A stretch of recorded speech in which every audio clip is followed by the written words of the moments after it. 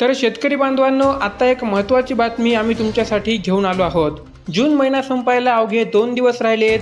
29 जून आणि 30 जून या 2 दिवसाचा हवामान अंदाज आपण सविस्तरपणे या व्हिडिओमध्ये पाहणार आहोत। तर शेतकरी बांधवांनो, या 2 दिवसांमध्ये महाराष्ट्रातील अनेक जिल्ह्यांमध्ये जोरदार पावसाची शक्यता आहे, तर काही जिल्ह्यांमध्ये आपल्याला कोरडं वातावरण सुद्धा पाहायला मिळणार आहे। चला तर मग कोणत्याही प्रकारचा उशीर न लावता व्हिडिओला सुरुवात करूयात। तर मित्रांनो, 29 जूनला जर आपण पाहिलं तर संपूर्ण कोकण विभागामध्ये आपल्याला पावसाची संततधार पाहायला मिळणार आहे। पालघर, त्याचबरोबर मुंबई, ठाणे, पुणे, दापोली, त्याचबरोबर अलीगड, रत्नागिरी, सिंधुदुर्ग या भागामध्ये आपल्याला पावसाची संततधार पाहायला मिळणार आहे। पुण्याच्या काही भागामध्ये आपल्याला चांगला पाऊस पाहायला मिळू शकतो, तर काही भागामध्ये आपल्याला ढगाळ वातावरण पाहायला मिळेल।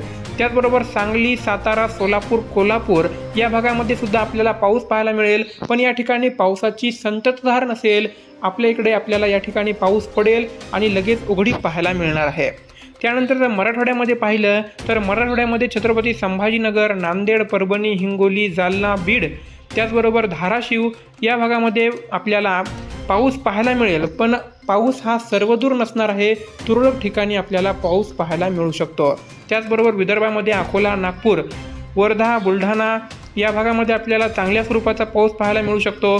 चंद्रपूर, गोंदिया, गडचिरोली या भागामध्ये आपल्याला हलक्या स्वरूपाचा पाऊस पाहायला मिळू शकतो। इकडे नाशिक, जळगाव, मालेगाव, धुळे या भागामध्ये सुद्धा आपल्याला पाऊस पाहायला मिळणार आहे। त्यानंतर जर आपण 30 तारखेचा अंदाज पाहिला तर मित्रांनो, तुम्ही पाहू शकता की 30 तारखेला 29 तारखेपेक्षा जास्त पाऊस आपल्याला पाहायला मिळत आहे मराठवाड्याच्या भागामध्ये। तुम्ही पाहू शकता छत्रपती संभाजीनगर, त्याचबरोबर लोणार, पुसद, बीड, नगर आणि नांदेड, परभणी, हिंगोली या भागामध्ये सुद्धा आपल्याला पावसाची शक्यता पाहायला मिळत आहे। मित्रांनो, लक्षात ठेवा, हा पाऊस सर्वदूर नसणार आहे।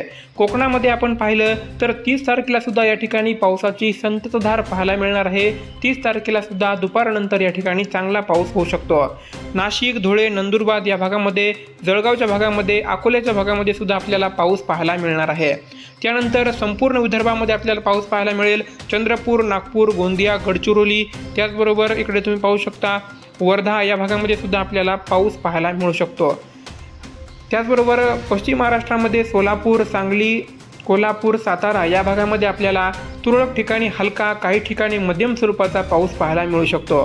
तर मित्रांनो, हा होता दिनांक 29 जून आणि 30 जूनचा महाराष्ट्राचा संपूर्ण आणि सविस्तर असा हवामान अंदाज। जर हवामानामध्ये अचानक काही बदल झाला तर सर्वात अगोदर तुम्हाला अंदाज आपल्या चॅनलवरती पाहायला मिळेल। त्यामुळे चॅनलला सबस्क्राईब करायला विसरू नका आणि या व्हिडिओला जास्तीत जास्त शेतकरी बांधवांपर्यंत नक्की शेअर करा। भेटूया पुन्हा एकदा अशाच एखाद्या महत्त्वपूर्ण व्हिडिओसोबत। तोपर्यंत जय हिंद, वंदे मातरम, धन्यवाद।